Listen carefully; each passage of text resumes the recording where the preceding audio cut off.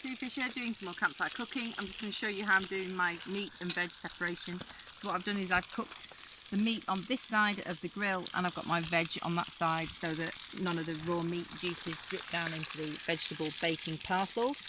I'm using the same utensil, but I'm going to wash it. I've got my bucket of hot soapy water over there and I'm going to wash it after I finish using the meat to do my pancakes.